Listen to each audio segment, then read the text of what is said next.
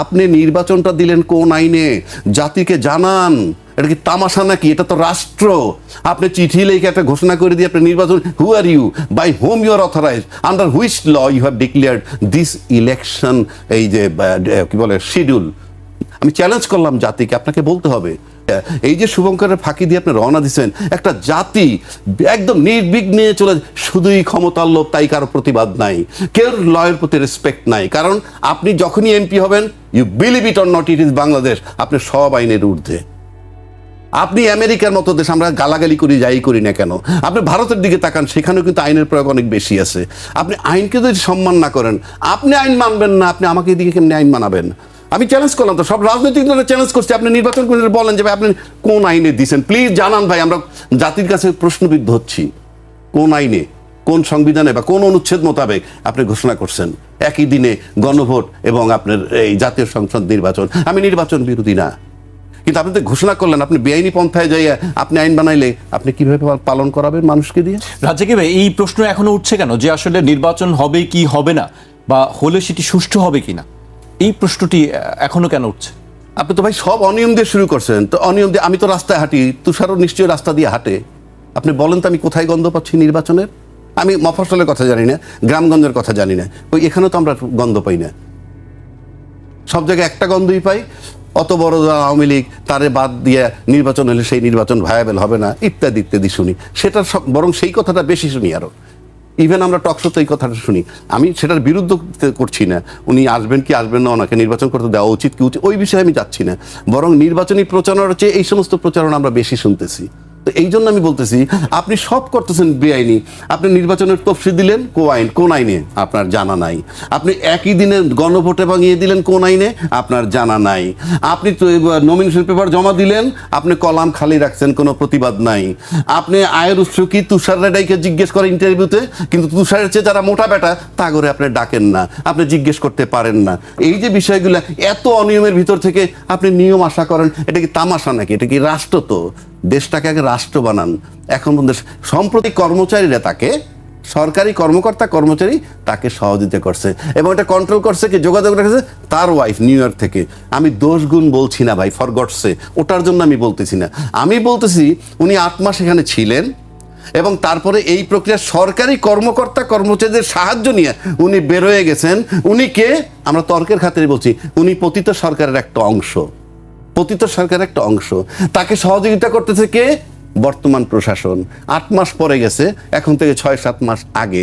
তাহলে এখন পর্যন্ত যেই প্রশাসন পতিত সরকারকে সমর্থন করে, সেই প্রশাসন তো অন্তত এনসিপি নেতৃত্বে যে জোট আছে তাকে কোঅপারেট করবে না। তাহলে আপনি নির্বাচন সুষ্ঠুভাবে নিশ্চিত কিভাবে হন?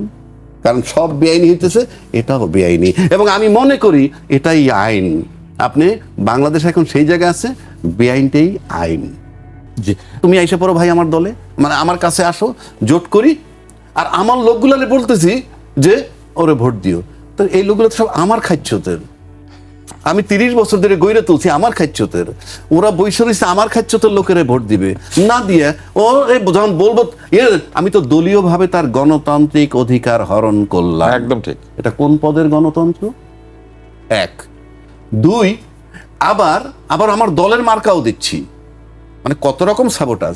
আবার দলের মার্কা যারা দিচ্ছি না, তারা ডাইকে এনে বলতেছি তুষার ভাই দাঁড়ান, আপনি নো প্রবলেম, আমার লোক আপনাকে ভোট দিবে। কোনোটাই গণতন্ত্রে পড়ে না। 3 নম্বর, একটা পার্টির রেজিস্ট্রেশন পাইতে জান বাইরে হয়ে যায়, জান কালা হয়ে যায়। সেই পার্টির রেজিস্ট্রেশন পার্টির লাথি মেয়েরা এসে তুষারের দলে যোগ দিছে। ভাই আপনি বড় দল, আমারে আপনার মার্কা দেন। এটা কোন আইডিওলজি? আপনি তো আপনার দলের আদর্শ বিকিয়ে দিয়ে আসছেন, আপনাকে তো বিশ্বাস করার কোনো কারণ নাই। You are not trusted.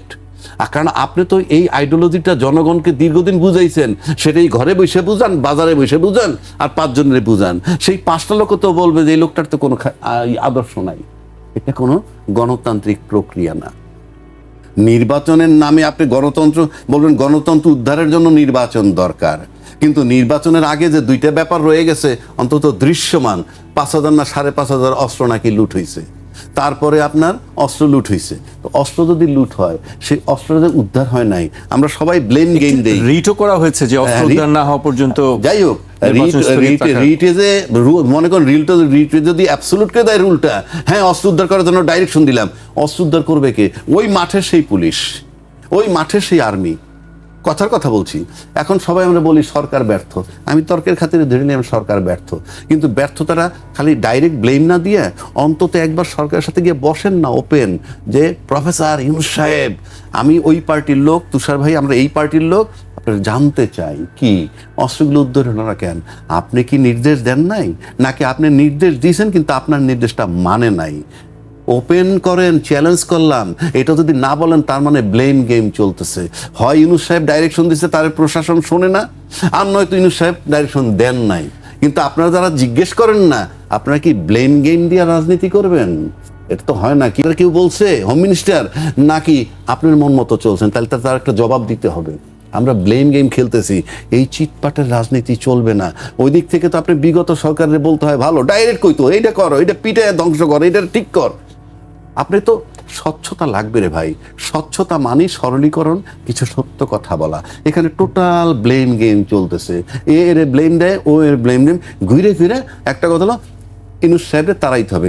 আমার কাছে বর্তমানে যেটা মনে হয়, আমাদের দেশে এই মুহূর্তে রাজনীতিটার মেইন উদ্দেশ্য, নির্বাচনের যে মেইন উদ্দেশ্য, নির্বাচনের মেইন উদ্দেশ্যের ক্ষেত্রে যদি আপনি যান, তাহলে যেই পরিস্থিতিগুলো বললাম, একটা পরিস্থিতিও নির্বাচনের পক্ষে না আজকে পর্যন্ত। তারপর যখন আমরা নির্বাচন চাই, তখন মনে হয় যে নির্বাচনের চেয়ে গুরুত্বপূর্ণ ইউনূস সাহেবকে অপসারণ করা। অথচ নির্বাচনটা একটা সুষ্ঠু নির্বাচন হইলেই কিন্তু নির্বাচনের ইনসাইড চলে যেতে বাধ্য। আর নয়তো আপনাকে প্রক্রিয়া করতে হবে তাকে সরানোর জন্য, যদি নির্বাচন ছাড়া হয়। 2 নম্বর আসেন, এই ইউনূস সাহেবের রাখার জন্য আবার কিছু দল আছে, আমরা শুনি, নাম বলবো না কারো, কি তারা নাকি পাওয়ারে না গিয়ে পাওয়ার এনজয় করতেছে, বরং নির্বাচন হয়ে গেলে তারা যদি নির্বাচন থেকে আউট হয়ে যায় তখন তারা এই এনজয়টা করতে পারবে না। এটাকে যেমন তার দিকের কথা বললাম, সুতরাং ইউনূস সাহেব থাকুক তাদের মতে। আবার যারা মনে করে যে নির্বাচন হইলেই ক্ষমতায় যাবে, তারাও কিন্তু এই সমস্ত বাজে পরিস্থিতিতে নির্বাচনটা চায়। আন্দোলনকে ইউনূস সাহেবরা সরাইতে চায় না। কেননা যদি ইউনূস সাহেব সরে যায় তাহলে তো আমার আমসালা দুটো যাবে, আমি তো নির্বাচন করে ক্ষমতায় যেতে পারতাম। সুতরাং সেই জন্য ইউনূস সাহেবের বিরুদ্ধে আন্দোলন হওয়াটা কঠিন, আন্দোলন কইরে তারে তাড়ানো কঠিন। এটা যে কঠিন তার প্রমাণ বিগত 17 মাস তাকে কেউ সরাতে পারেনি ওইটা। সুতরাং আপনি সামনে যে আমাদের কপালে কি আছে আমরা ঠিক জানি না। এটার জন্য দরকার উনি যদি অন্তর্বর্তীকালীন সরকার বা আমি অন্তর্বর্তীকালীন সরকার, আমার তো লোক নাই, লোক তো সব রাজনৈতিক দলের। সুতরাং আমি আবারও বলছি, আগেও বলছি, রাজনৈতিক দল এতে যদি ভাইটাল যদি ধরেন বিএনপি জামাতের সাথে, আপনার জামাত এনসিপির সাথে একটা কথা বলতে হবে, একটা স্টেক হোল্ডার, আর্মি একটা স্টেক হোল্ডার, সরকার একটা স্টেক হোল্ডার। ঐক্যমত্য 3 জন না হয়, এই ঐক্যমত্য যদি না হয় তাহলে আপনার এখনো আমাদের নির্বাচন নিয়ে শঙ্কা আছে। আর যদি ঐক্যমত্য হয় তাহলে ধরে নিতে হবে যে অ্যারেঞ্জ ইলেকশনের দিকে যেতে হবে।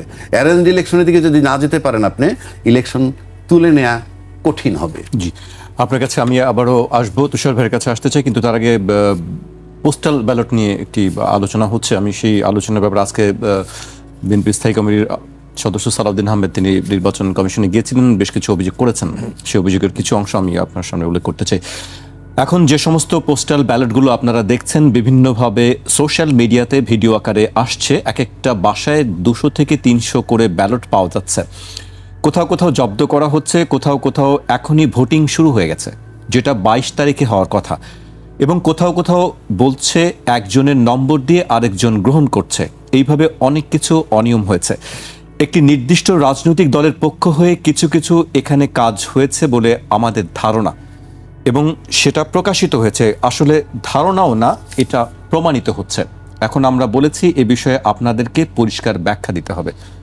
তিনি অভিযোগ পোস্টাল ব্যালট নিয়ে আমাদের নির্বাচন কমিশন যেটি করেছেন সেটি হচ্ছে তারা একটা প্রপার পাইলটিং করেন নাই। এই পোস্টাল ব্যালট কিন্তু শুধু পোস্টাল ব্যালটই না, কোথাও এটা পোস্টাল, কোথাও এটা ইন্টারনেটেও হচ্ছে, মানে ইউনিফর্ম কোনো সিস্টেম নাই আমি যেটা আজকে দেখেছি ইন্টারনেটে। জি, সেটি নিয়ে আলোচনা করছি। পদ্ধতি সম্পর্কে কোনো প্রেস নোট পেয়েছেন আপনারা, কোনো সংবাদ সম্মেলন পেয়েছেন? পোস্টাল ব্যালট তারা কি করে অর্গানাইজ করছেন, কিভাবে ব্যালটগুলি আসবে, কোথায় গোনা হবে, কোন জায়গাতে সংরক্ষিত হবে, কত তারিখের মধ্যে এই ব্যালট এসে পৌঁছালে সেটা ভোটের মধ্যে ঢুকবে, আর কত তারিখের মধ্যে না ঢুকলে সেটা ভোটে ঢুকবে না, এই ব্যাপারগুলিকে সব পরিষ্কারভাবে দলগুলি জানে। আমি জানি না, আমি অন্তত জানি না। তো এই না জানার জায়গা থেকেই কনফিউশনটা তৈরি হচ্ছে। আর তার মধ্যে বেরিয়ে গিয়েছে একসময় আমরা 22 তারিখে দেখতাম ভোট হওয়ার কথা, হ্যাঁ। সেটা নাকি আগেই হয়ে না, যাচ্ছে। এখন আমরা তো একসময় শুনতাম প্রশ্ন ফাঁস হয়, এখন আমরা দেখছি যে Postal ব্যালট ballot ফাঁস, ফাঁস। ব্যালট ফাঁস, ব্যালট ফাঁস। হ্যাঁ ব্যালট ফাঁস হয়েছে। এখন ব্যালট ফাঁসের জন্য যারা দায়ী তারা মিছিল করবে কোথায়? ঢাকার রাস্তায় নাকি দুবাইয়ের রাস্তায়, না আবুধাবির বাহরাইন। রাস্তায়, বাহরাইনে করবে কিনা?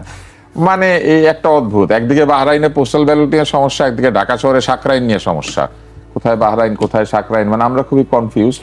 আমার কথাবার্তা শুনে আপনি নিশ্চয়ই বুঝতে পারছেন আমি নিজে কনফিউশন এখন তৈরি করছি, কারণ জাতি মনে হয় কনফিউশন আনন্দ পায়।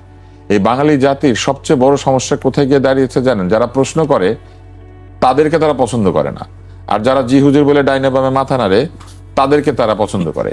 এবং এই জায়গা থেকে এই জি হুজুর সংস্কৃতি শুরু হয়েছে, এবং এই জি হুজুর সংস্কৃতিকে কিছু লোক ভালোবাসতে শুরু করেছে। একটু আগে আপনি অস্ত্র নিয়ে কথা বলছিলেন না? জি।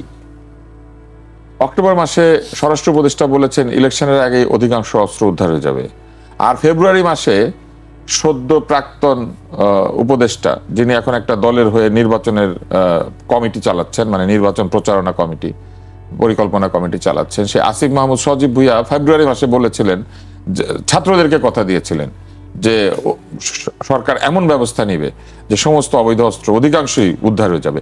ইত্তেফাকে এটা রিপোর্ট আছে, ছবি সহ। ফেব্রুয়ারি মাসে তিনি এটা বলেছিলেন। এই তো ফেব্রুয়ারি মাসের কথাও টিকে না, অক্টোবর মাসেও কথা টিকে না।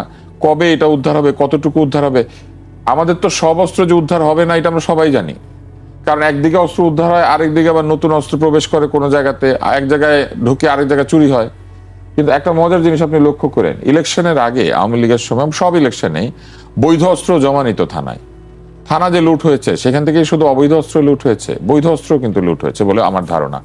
কতগুলি বৈধ অস্ত্র হারিয়ে গিয়েছে, আর কতগুলি অবৈধ অস্ত্র হারিয়ে গিয়েছে, কতগুলি থানাতে সংরক্ষিত অস্ত্র হারিয়ে গেছে, কতগুলি সরকারি অস্ত্র হারিয়ে গেছে, এটার কোনো ডেটা দিয়েছে এখনো পর্যন্ত ঠিক মতো যে এতগুলি অস্ত্র আমরা খুঁজছি? তাহলে আমরা বুঝতে পারতাম যে 100টা হারিয়ে গেছে, 80টা উদ্ধার হয়েছে। সেই তো কথা। কোনো জায়গাতে ট্রান্সপারেন্সি নাই, অথচ আমরা শুনেছিলাম এতই স্বচ্ছ হবে। তো পাকিস্তানি দোকান যেগুলা, সেগুলা তিনি হারিয়ে না, অত্যন্ত সুস্বাদু। এটা তো আধিপত্যবাদী খাবার না ভাই, এটা তো এটা ভালো খাবার। এটা কেন তারা এখন খাইলে তারা রাগ করে না? এইবার আসেন, হ্যাঁ ভোটের প্রচারণা নিয়েও একটু হ্যাঁ ভোটের আলোচনা প্রচারণা চলছে নিয়েও একটা আসলে। আলোচনা চলতেই হবে, কারণ সরকার সবাইকে ভোট দিতে আসতে বলবেন, হ্যাঁ দিবেন কি না দিবেন এই প্রচারণা তো সরকার করবেন না। হ্যাঁ বা না দেওয়া তো সরকারের বলে দেওয়ার কথা না। জুলাই সনদ দেওয়া হয়েছে, প্রশ্নগুলি ওইখানে আছে, এই প্রশ্নগুলি জনতা শুনবে, হ্যাঁ দিবে কি না দিবে সে নিজে নিজে সিদ্ধান্ত নেবে। জনগণের মধ্যে কি না ভোটের অংশ আছে? নিশ্চয়ই আছে। জনগণের মধ্যে যদি না ভোটের অংশ থাকে তাহলে সরকার কেন হ্যাঁ ভোটের পক্ষ নিচ্ছে? তাহলে কি যারা না ভোটে যাবে তারা সরকার বিরোধী, নাকি সরকারের ইচ্ছার বিরোধী? না, আমরা অবশ্যই এটা আপনি দেখিনি, ব্যালটটা আসলে কেমন। জুলাই সনদ করে যদি মানুষের কাছে এটা পছন্দ অপছন্দের ভিত্তিতে ছেড়েই দেন, তাহলে মানুষকেই বলেন পছন্দ করে কি অপছন্দ করে এটা বলতে। আপনি কেন এটার জন্য গিয়ে তদবির করবেন?